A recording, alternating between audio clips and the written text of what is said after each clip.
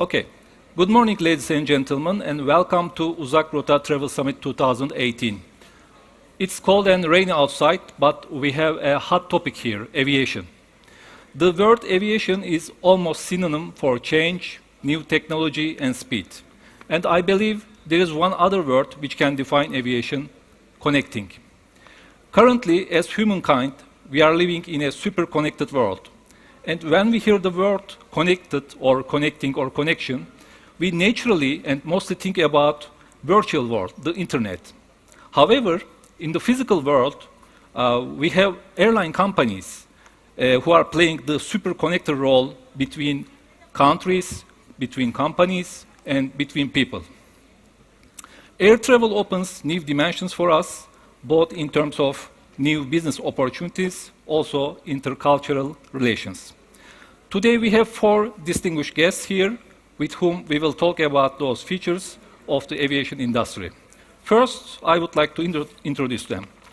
We have Mrs. Ferzan Ünlüsoy, General Manager APG AirRep, Mr. Nevzat Arshan, Chief Commercial Officer, Atlasglobal Airlines, Mr. Kemal Geçer, General Manager Lufthansa Group Turkey, and Mr. Mark C., General Manager Singapore Airlines Turkey. Welcome. Okay. I will be the first, huh? Yes. Okay.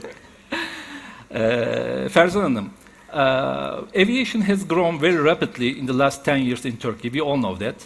But we cannot say the same thing in terms of the number of airlines operating to Turkey. As the representative of certain important airlines, what do you think about this? Will we see more airlines starting new flights to our country? Hopefully. I think I can say good morning still, huh? We have a couple of minutes.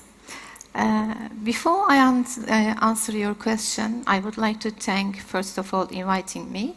And I would congratulate Gökhan Bey and his team for this fantastic organization. And they are doing and putting endless effort on it and making this happen. And I would like to continue a little bit giving who I am, because maybe most of the audience doesn't know me. You know my name.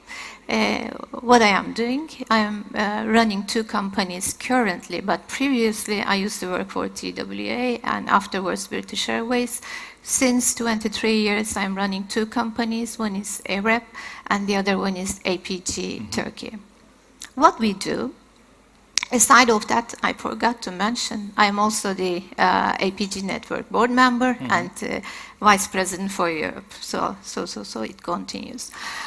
What we do in the company, our main core business is representing airlines. In total, we represent 15 airlines. Who are they? Major airlines: United Airlines, Air Canada, Philippine Airlines, Avianca Brazil, Finnair, El Al, Kuwait, and it goes like this. Aside of the airline business, we have other representations like Hertz, car rental company, like Emirates Holidays and Atlasglobal. Why I am telling all this? The question addressed really bingo. Yeah. Because in the past and currently we have this type of experience with working different airlines. When I come back to your question, I would like to put one side the charters, because charters is another business. Yes. And I was in Antalya this summer. Within one day, they told me that more than 1,100 landing had happening in there. So this is another business. But when we look at the BSP, then how many airlines we have in BSP as a BSP member? The answer is 131. How many of them operating? Only 48 of them operating. I mean, this is only 33% in the total. What may be the reason for that? Now I am coming. Okay. Because the remaining is offline. According to me, there are a couple of reasons. One of the reasons is, in Turkey, economical and political situation is always changing, and then the airline doesn't see the features that much. And I mean, I have a couple of, again, experience. United Airlines used to operate the Turkish market from Newark to Istanbul. Only one season, as I remember. It took 14 months. Yeah. I mean, all of a sudden, they pulled off. They left. And Air Canada has another reason, because we had bombs and there were no people who were coming from Canada parts. The demand is from Turkey is fantastic, by the way, and we are expecting to have them any minute, I mean, hopefully. And Delta gone, Alitalia gone, and Iberia. So Austrian that we can continue. So this, I don't want to say there is no stability in the Turkish market, but I mean, there are some facts, but there is. I mean, I don't want to say negative, but unfortunately, yes. And secondly, the airline would like to get the result immediately. I mean, return of investment, we call. So they would like to enter a market and immediately they would like to earn money. Again, one of our conference that APG is organizing in Monaco, we celebrated 10th APG World Connect conference, which is giving, we are inviting many airlines and the other sectors, people, GDS and travel agencies, our network and so on. So I was talking with Air Baltic, the president. Yes. I said, because we used to represent them. And I said, why you are not coming? When you will come back? And then they said, no, because we cannot see that future for us in the Turkish market. Again, another sample, Scandinavian Airlines. So I can increase this number of samples. But I think the most important point is competition, because they are afraid of the competition. Yes. I mean, I am proud of Turkish Airlines. I'm proud of. Each meeting I am abroad, I am mentioning always, you know, we have such an airline and we are operating more than 250 destinations and so on. It is giving me honor. Proud, Proud. But on the other hand, what about us? What about us? Of course, you know how many contracts we are working together, and we are representing Atlasglobal as APG network. More than 15 countries we are representing, and we are very close relationship with Atlasglobal. So, and also Nevzat Bey, we are together in Monaco, and maybe you will be another speaker next year in Monaco. Why not? And so what I was saying is that, again, these airlines always, Turkish Airlines, okay. If you think that one of the airlines is covering 80%, 85% of the market share, with providing special rates, with providing corporate program, and so on.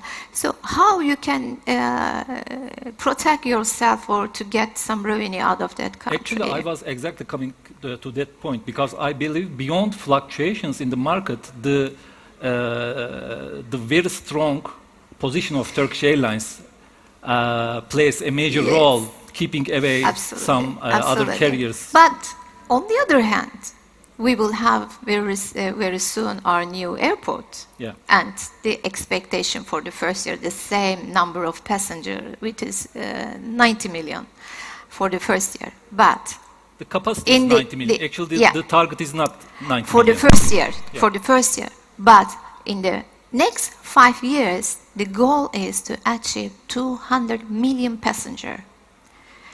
How we can achieve 200 million passengers? We need to have other airline come in. I was working for IGA as marketing director. The situation is somehow different. The 200 million is not the target. Even more. It's the ultimate target, actually. If we will be able to complete whole project. The project has 4 phases. The first phase, the opening phase, has 90 million passenger capacity. But there are some thresholds, some triggering points in the project. If you reach certain amount of passenger number, then you will go to next phase of the new airport. Therefore, if you will have not so many passengers, then you won't be going to the next phase. Actually. So we need passengers. Yes, of course. That we need airlines to come in. Of course, of course. Then we need to think about that, and we need to give a bit of room for them to come in, and we need to encourage them to come in. So this is what I would like to say. Okay. Thank you. Okay, Mr. Nevzat Arşan. On one hand, we have network carriers. On the other hand, there are the industry disruptors called low-cost airlines. How do you position Atlasglobal in this regard, and how will the airline industry evolve in the near future? What do you think? First of all, thank you for inviting me as a third year. We would like to thank you for Gökhan for actually arranging such amazing organization. And I'm really happy to be part of it and see all the people in the aviation industry and from the travel industry, so we can get a chance to speak with everyone in the one platform. One thing I would like to add on the Ferzan Sanam comment, that we said that we need to really give rooms to the other airlines, that there is competition and everyone is afraid of to come over here and the flight to Turkey, like to Istanbul. I remember last year when we attend, there was Routes Barcelona. Yes. There was one very nice quote of the CEO of the president of the IAG Group, ex-CEO of British Airways, Willie Walsh, yes. Which actually I really like him. And then what he said, that we don't afraid the competition. Mm-hmm. He told that, ask me what is our most profitable route in terms of the operating margin. I would tell you London, Dubai, which I have one of the highest capacity on the route, and big competitors like Emirates, that they're flying with all their flights, with more than 5 flights a day, with A380s. Yes. He said, I'm making the most profit of it. Why? Because I'm a kind of airline that my structure, my cost base is more evolved, and I can compete with the Emirates, and I can still make the money. So I really like his comments, and what we're trying to do also right now, that's coming to your question about the low-cost carriers evolving, based on the latest report from the Eurocontrol, if I remember correctly, 2016, the low-cost capacity in Europe was 30%. Right now, in 2018, it's more than 45%. So the main players right now in Europe, like Wizz Air is coming in, and then we have EasyJet, Ryanair, we have Vueling, and we have lots of other carriers that they're evolving. And then lots of airlines, they're having their subsidiary underneath of their brand, but as a low-cost brand. The competition is growing. So what we do as Atlasglobal Airlines, we don't want to be low-cost carriers as a providing the low service and low quality to our customers, but we want to be low-cost based airline. So what does it mean? We have a very, at the moment, big project to discipline our cost, to compete with the airlines without actually pushing this or making our customers to feel it. So in the hidden side, on the cost side, what we try to do, basically you invest in the IT. You invest in technology. So you can do a paperless flight, you can invest in the biofuel, better with the route planning, better with the dispatchers, better with the crew utilization, better with the aircraft utilization. All these things, what we do on the backstage, we're trying to reduce our cost without actually being a low-cost carrier, meaning that not providing food, not providing nothing. So with all the carriers, like if you, we have our colleagues here from the Lufthansa group, for example, and the other airlines, what they do, British Airways, if you fly from the British Airways, I mean, I want to ask a question. Do you think British Airways is a low-cost carrier? Anyone thinks that British Airways is a low-cost carrier? No. No, but they are not giving food for free. So I was going to come to that. So if only 2 people thinking that British Airways is a low-cost carrier, but I would say 99% of you thinking that, of course, it's a flag carrier, full-service carrier. But if you fly from Istanbul to Heathrow with British Airways, which is a primary airport, with a luxury brand, when you get on board, you will see that even for the water, you have to pay for it. And you will see a very nice luxury Marks & Spencer menu, which is very attractive. But you have to pay £20 for a sandwich. I flew last year with British Airways. From So, Istanbul to Heathrow. As I said, what they do as a Lufthansa group, if you buy a promotional fare, you will get no luggage. So what we do, to compete with these carriers, yes, we are unbundling some products, from each other and some services. But as a Atlas Global Airlines, our aim is definitely not to that. But we're still going to provide the full catering, for example. Yeah. But there's some other tricks that you can do, without pushing in front of the customer perspective on the B2C side. You can do some kind of stuff to compete with the airlines. So this is 2018 for us was very, very challenging year, as because we actually passed a year. I cannot be nice like Ferzan on them. I would say that we were coming and we are operating completely instable environment as a Turkey. Yeah. So 2015 was a disaster year. 2016 was worse than 2015. So everybody pulled out from the market. Lufthansa Group, only Lufthansa itself now operating, and they even pulled out from Munich. Entire Lufthansa Group, they completely pulled out from the Turkish market, not only Istanbul, all other markets also in 2016. So there is no Asian carrier was operating in 2016 in Turkey.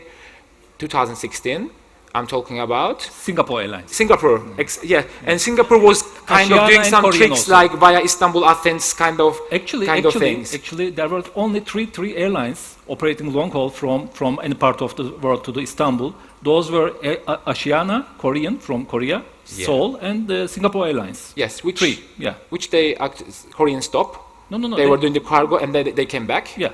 Yes, right now, but I'm talking about 2015 and 16, and there is no American carriers. No. So lots of airlines, they pulled out. Yeah. We suffered a lot as a Turkish flag carrier, like Turkish Airlines or Pegasus or Honor Air.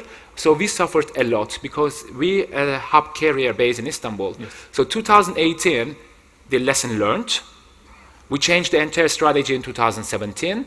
Being a only point-to-point carrier, we changed our structure and the strategy. So now we are a hub-and-spoke carrier.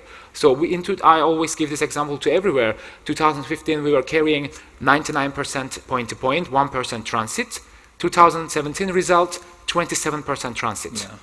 To survive, because when we were flying 2015 Paris, I remember when we opened it first year, unfortunate year, because there was all the bombs explosion, and we opened Paris and Amsterdam that year, then you see only 35 passengers on board flying to Istanbul, because there is no connectivity to anywhere else.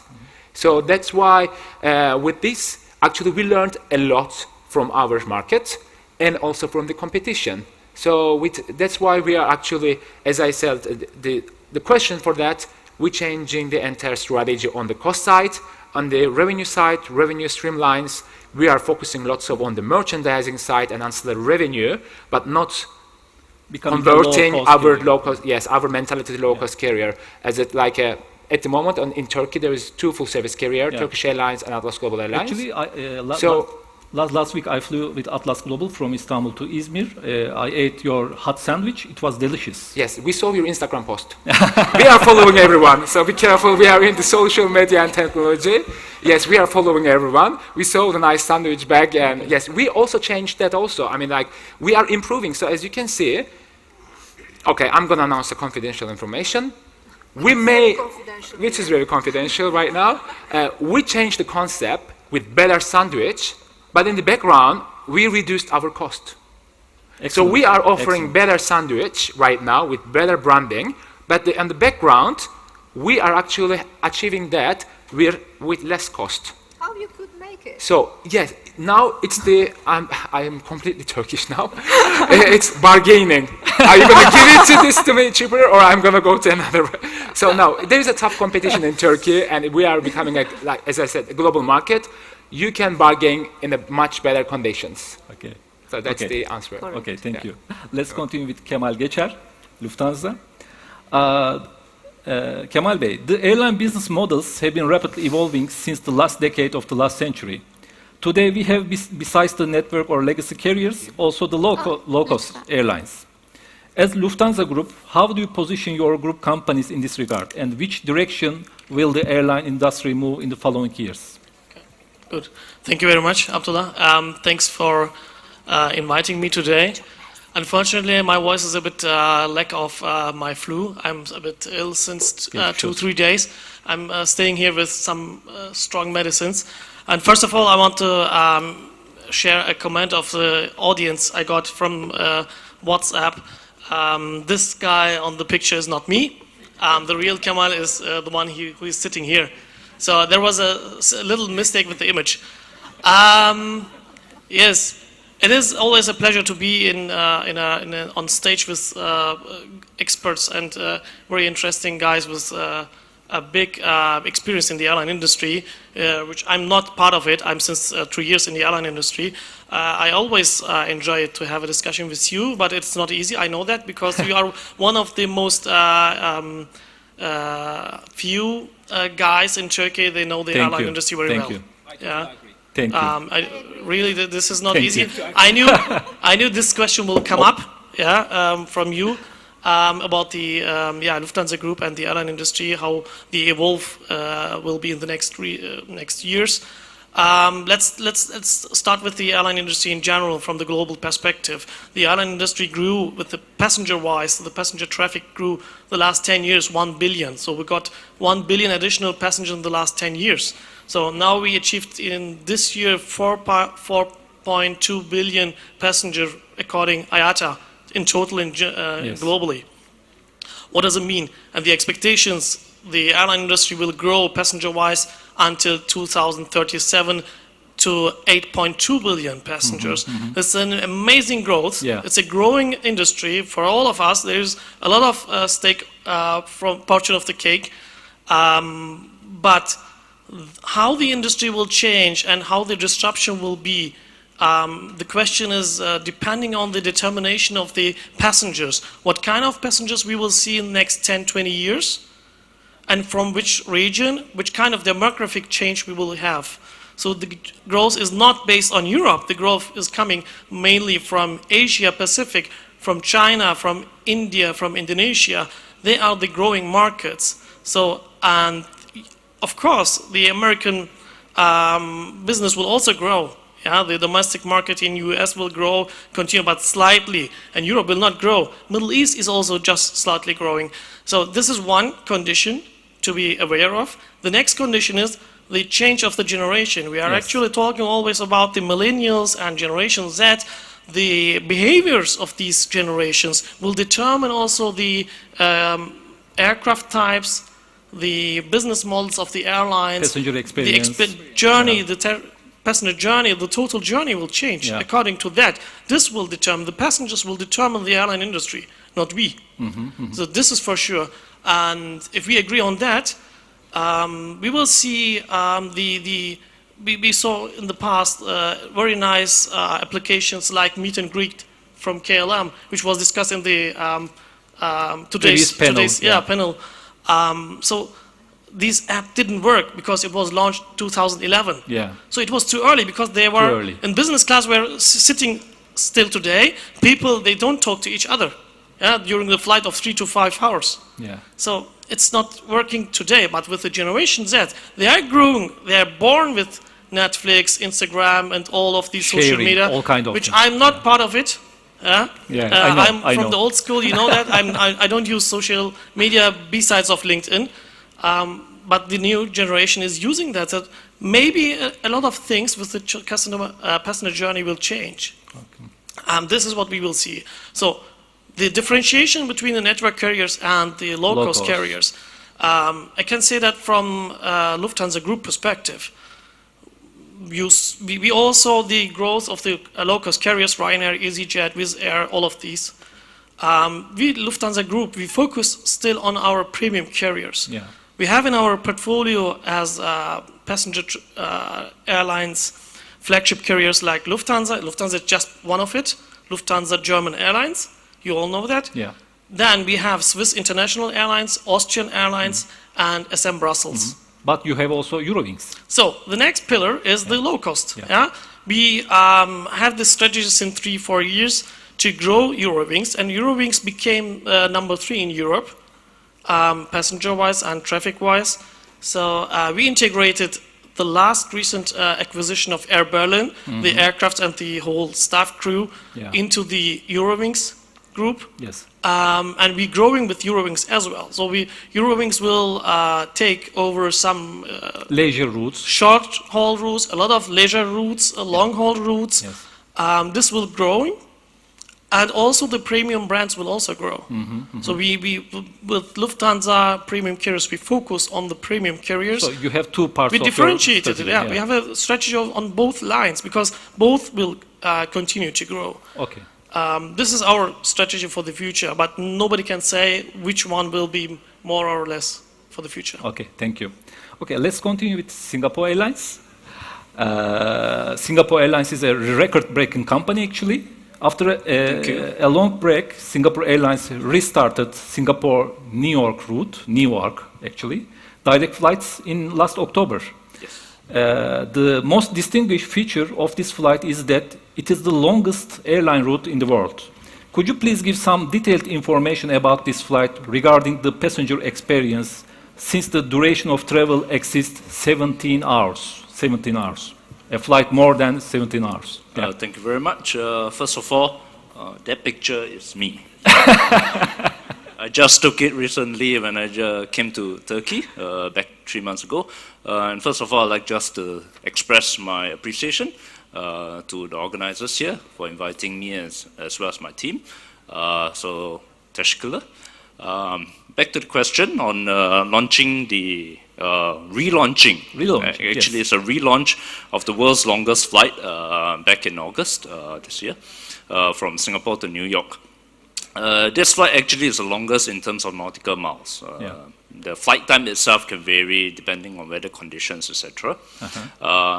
And the reason why Singapore Airlines decided to relaunch this particular service is because there was a constant demand from our passengers around the world, wanting us to connect the two cities with a direct flight.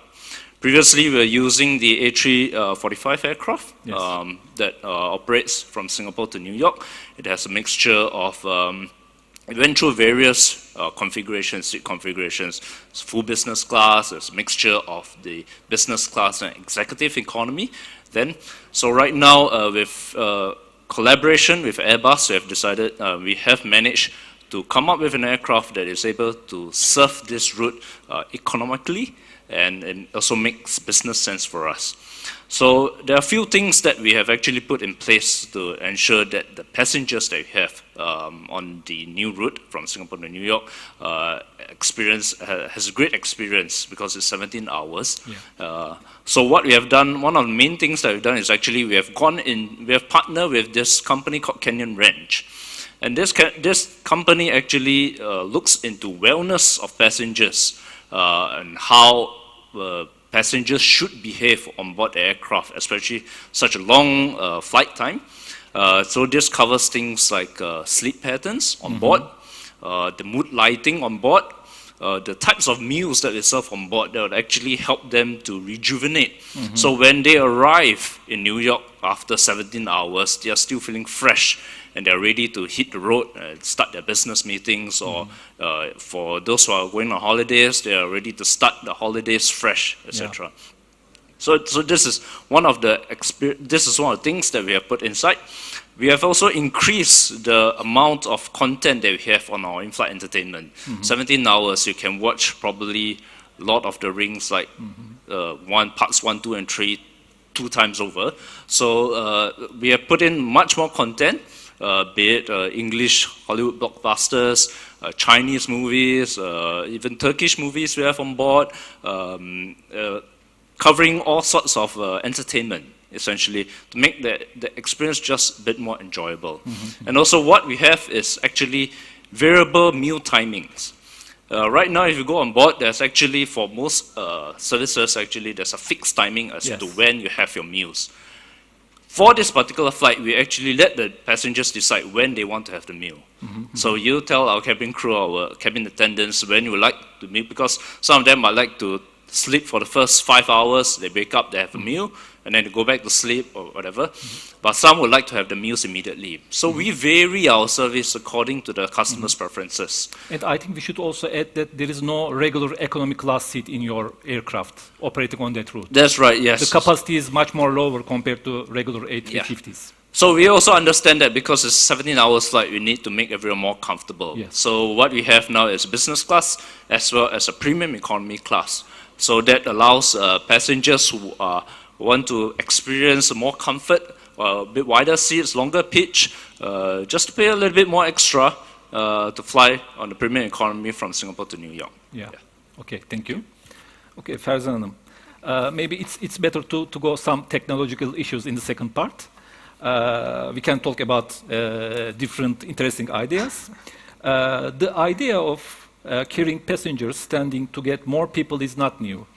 Viva Colombia examines the idea of transporting passengers on seats similar to bar tools. Even Ryanair once stated that they had been working on this. What are your thoughts about this?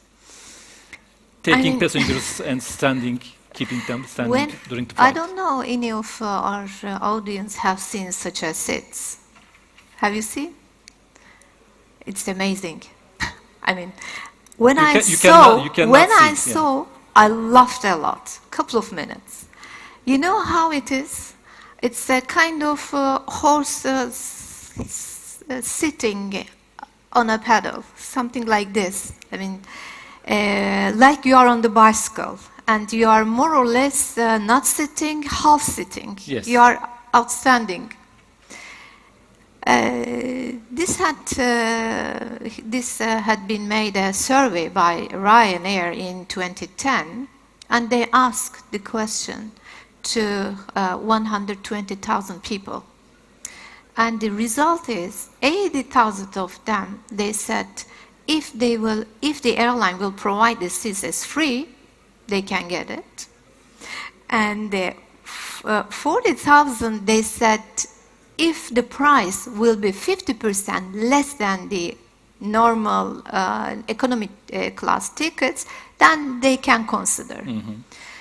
I mean, this will allow this. None of the airlines so far that I know, they launch such a seat in their aircraft yet. I hope not. Imagine Singapore Airlines. I mean, if this may happen in future, then definitely it should be less than 1 hour flight. And I agree. This might be for teenagers. Yes. I mean, can you imagine if you have a fat person or if you are with the kids? It's almost impossible. It's really, and the last version is Skyrider 2.0. This had been launched this year in Hamburg, 2018. And then, for me, we are human. I mean, we are not. Those kind of seats are not so human. This will allow airline to fix the more people, 20% more people in the same aircraft. Yeah. For money, Yeah. Just for money. But as I said, we are human. Yes. We are not a robot. Yes. So this is what I would like to say. Okay. Thank you. Nevzat Bey. Can I add something Of course. on the Yeah. Ferzan comments? I think all the things that I watched since this morning, they were saying that it's not about the product, it's about the experience. And we're talking about the generations. So if we continue like this, the next generations will not be human anyway. So I think they would like to try it. Yes. Just for the experience. If you ask me, it will be a sellable product just for the experience. Not yet. I know that we will not. Yes, maybe. But the next generation, just for the experience, they will. If they do right now the survey with our generation, the result will come exactly like this. Yeah. But if they start to develop it and try to push it in the market in 10 years, 15 years time, I think people will buy it just for the experience. Some people Sustainable, will go I'm to not take picture and yes, exactly. publish Sustainable, on Instagram. I don't think it's a sustainable But thing to less do. than 1 hour flight. Maybe. Yes, not You Singapore cannot- Airlines from New York to You cannot Singapore. make it. Yeah, but exactly. Rather short or maybe domestic flights than Yeah. or intra-Europe flights that can work. Maybe. Okay. In the future, airline companies and their suppliers will have to make offers, purchasing experiences that meet the unique needs of tomorrow's travelers. Personalized product and service packages, constant contact points between companies and travelers, and the hassle-free purchase experience will be an indispensable part of the traveler's future experience. How do you see the future of Atlasglobal in this regard? We will not launch the seats, first of all, but I'm I happy. mean, if we go back to our core, our DNA, that we are kind of a bold airline, that we want to do everything first, innovative and that kind of stuff. But unfortunately, the reality didn't go in that way for 2016 and 2015 for us because of the crisis in Turkey. Yeah. But what we are doing right now for the future travelers and for our current travelers, that everything going to be much more easy. Technology, I don't want to talk about that because everyone is talking about the technology and the experience. But for us, 2018 was quite good year that inside of our basically body, that as Atlasglobal team, part of my executive team, they are here, that we sit down all together and we define what we need to do urgently to change and adapt ourselves for the future travelers. And then in-house, we done lots of things which hasn't actually come to the passenger perspective yet. You will see that as a first week of 2019 and onwards, our passengers and even our agencies, we will see huge difference between the current Atlasglobal and the new Atlasglobal. What we done for that, first of all, right now that we're all talking about the technology, our new website that we were expecting to launch it in beginning of actually summer, we haven't launched it yet. We're going to launch it next week. The reason for that in that period, in 6 months, 2016, like we're developing something, new things are coming up. We're developing something, something else. You know, I said, I want it perfect. We have to finish it first and launch it. So that's why we postponed it until now. Our new website will be launching next week, which I believe will be one of the best websites in our region. And we are focusing lots of personalization and merchandising on that side. Our team, as I said, internally, we are working with lots of things to do, like, because as a full service carrier, you cannot differentiate your product too much, yeah? But at least you go, during your booking cycle, we said, okay, today we see that you enter your birthday, your travel will go on that day, it's your birthday. Do you want birthday cake or champagne on board for your wife or for yourself? I mean, do you want VIP meet and greet? Like lots of different stuff that we want to personalize our trip for our customers and make it very easy. Like one of the brand pillars in Atlasglobal is to make it simple and easy.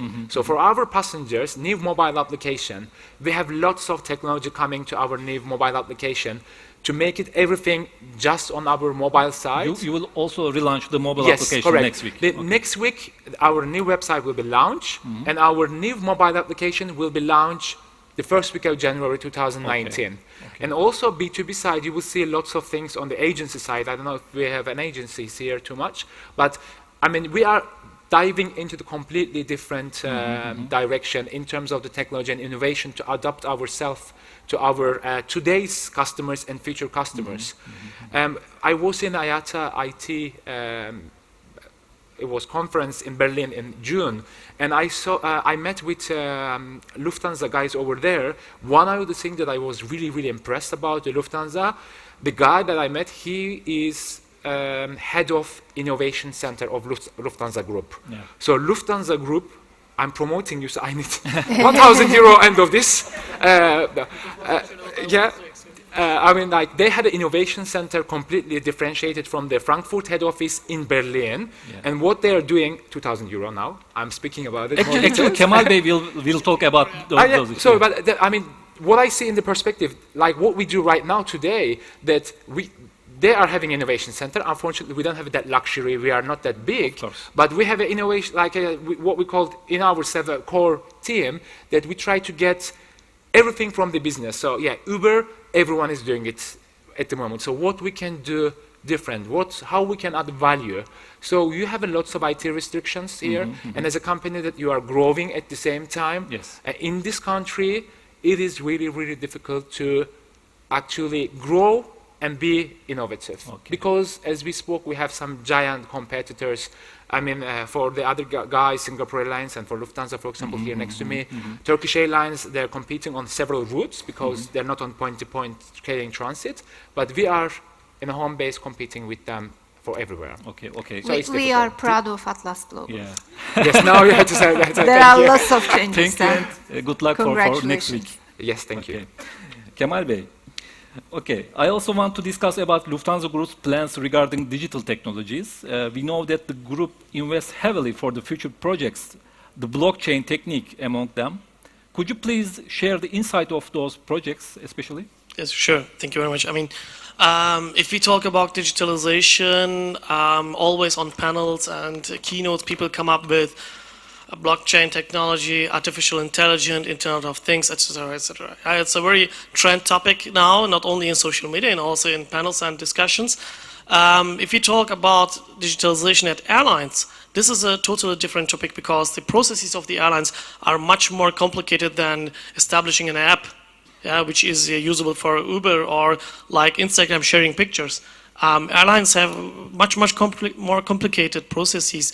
So from that perspective, if we look at airlines, how digitalized the airlines are, they are a way behind of the guys who are in the digital market. If you ask a digital native, someone who is creating his own startup in apps and digital platforms, they will say, "Oh my God, they are from the last century, from the last 1,000 years." Unfortunately, because airlines are moving not that fast.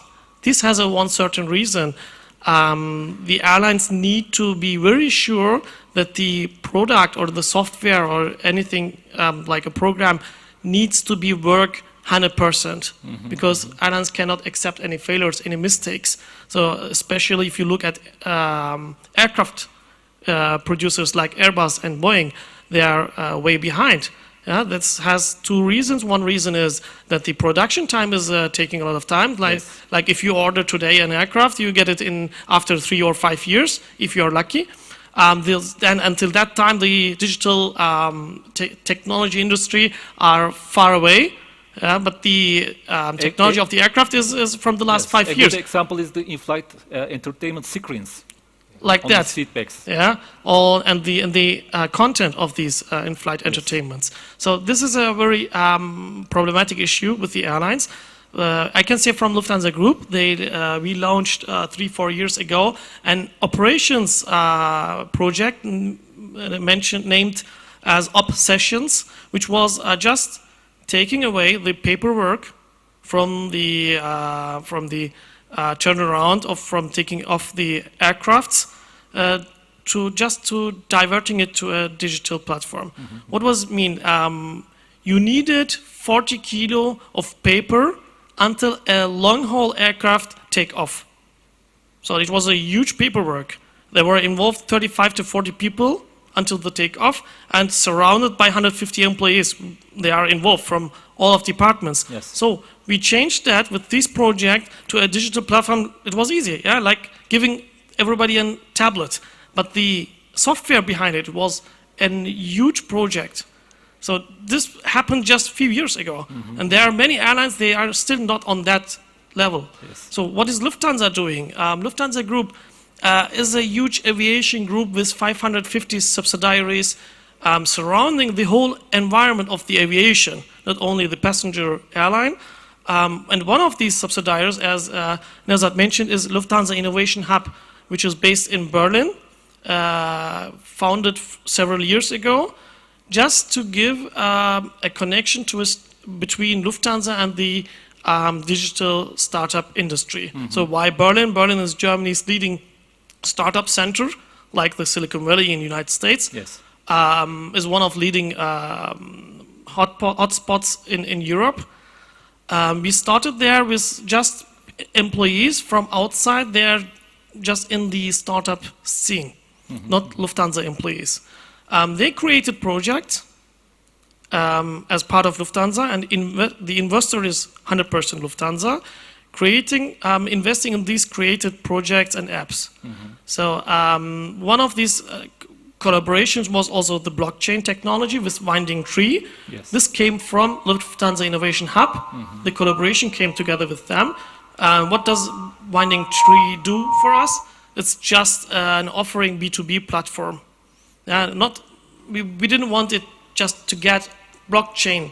We are digital. No, we wanted to have a speed up B2B platform for our customers. That's why we decided to collaborate with Finding Tree. So what else does this Lufthansa in Innovation Hub do? We recently launched two apps. One of this is Yilu app, where you can, independent from which kind of airline, you can integrate the whole travel journey in one app from your home to the airport, from the arrival airport to the destination. That means you can, there is the My Taxi app is integrated actually now, so you can order automatically your taxi from home to the airport, and at your arrival you can choose between taxi or public transportation. From your house Wherever. door or home door to the boarding gate. So this is valid for not only for Lufthansa passengers. It's a separate app we are offering for the industry. Okay. The another app is Airline Check-Ins, where you can take from 50 or 60 actually airlines, which is recently launched in November. You can let the app automatically check in for you. You never forget that you have to check in mobile, and your according to your preference seats, according to your preference meals, if you want to buy and not. This app knows that because of the artificial intelligence in the background, and offers you the check-ins and also lounges if you want to have access to lounges. If you have economy class ticket and travel to a long haul and want to get the lounge in another destination, all of these offers can be done via these two apps. So we launched after Berlin, also Singapore and Shenzhen, our new offices for the Lufthansa Innovation Hub, to be more involved in this changing industry. Okay, thank you. A question for Mark, right? Oh, last question. Yes, please, for Mark, right? Okay. Singapore Airlines is a legacy carrier operating maybe in the most competitive region of airline industry, Southeast Asia. In order to cope with this situation, you are investing a lot into the innovative products and services. What do you think? How will digital transformation will affect aviation? We know that you have some blockchain applications in your KrisFlyer program. Just a point on a bit of what we have currently on the digital, I mean, as compared to Lufthansa, maybe we're not as developed and not as advanced. But what we have currently, maybe just to touch on two points. One is we are investing quite a lot of resources into the new distribution capability, NDC, as well as SIA's proprietary APIs. So in October this year, we actually launched the Kris Connect program, which essentially is a program to share information and our functionalities of SIA's digital capabilities to interested partners. And this capabilities includes things like making and management of flight bookings, flight status information, KrisFlyer information, etc., etc. We are looking with major GDSs like Amadeus, Sabre, Travelport, global travel agencies, aggregators like Google, Kayak, Skyscanner, Travel Fusion, etc. So we believe that all this will actually help to improve the overall customer experience. There's also a developer portal that was launched to share more information about these APIs with interested partners. The other thing that we have is blockchain, as what you mentioned. We were, I believe, the world's first airline to launch a blockchain-based airline loyalty reward capability that actually allows our frequent flyer members to use their digital KrisFlyer miles in transactions with retail merchants. So in July, there's this payment portal, KrisPay, that we launched that actually allows KrisFlyer members to convert their KrisFlyer miles into currency and use it in any retail merchants in Singapore, I mean participating merchants in Singapore. This is currently only limited to Singapore, but we are actively looking to expand the global network of participating merchants so that we can roll out to other countries. So you can actually, frequent flyers can actually use their miles to buy groceries, go to see a movie, etc., etc. So digital transformation is actually, I see it as playing a very major role and affecting the way the industry will operate in the future. This not only limits to how airlines interact with travel agencies and consumers, but also affects back-end operations, finance, human resources, etc.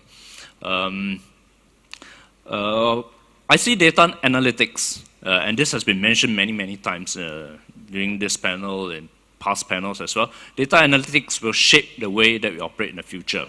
And this allows airlines and travel agencies to go beyond customization and into personalization. Yes. And this will actually increase consumer spend as well as consumer loyalty to whichever the travel agencies or the airlines itself.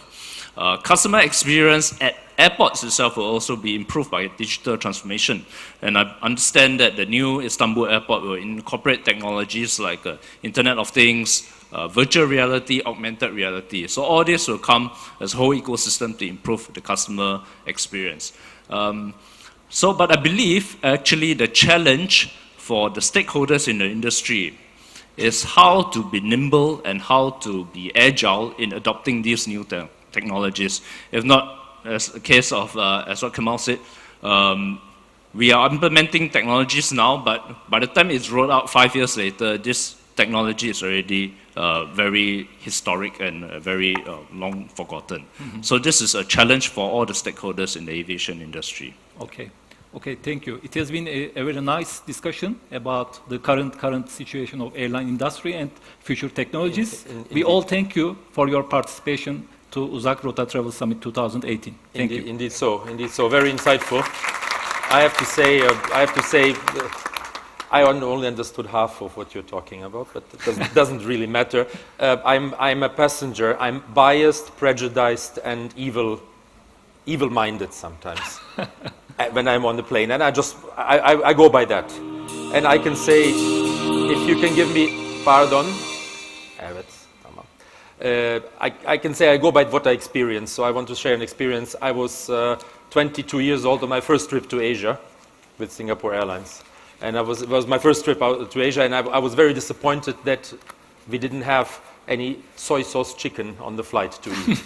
Needless to say, I was flying economy class. So I asked the flight attendant, this chicken and beef and pasta, no soy sauce chicken. And your purser overheard this. And he just told her, bring this gentleman. This gentleman is 21, 22 years old. Bring this gentleman from business class. I hope you enjoyed the soy sauce chicken. Many more in the future.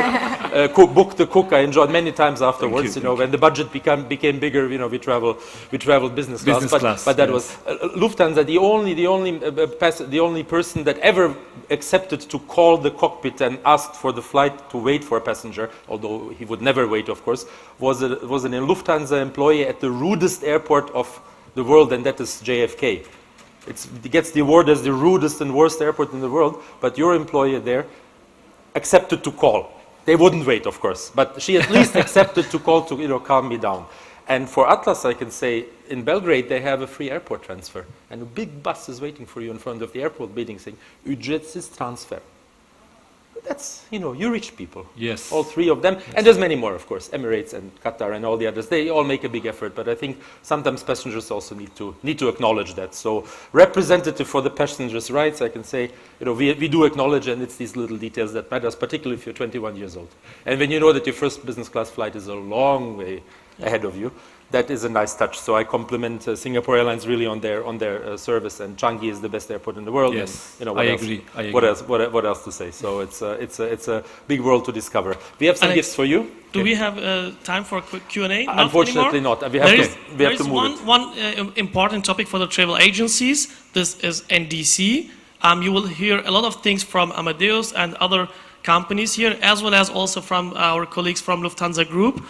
Chanel will be there upstairs, and if you have any questions about NDC, we didn't talk about it here, but if there's any question on that topic, you can ask him upstairs on our booth, where we are represented together with AGV partners. Thank you very much. Air Canada. So you know what to do. We have a little gift for you. Thank you very much for this insight in the airline industry. Thank you, and we're going to skip the lunch break just for your information. So the next presentation the next panel is going to be right away from here, and the lunch break is going.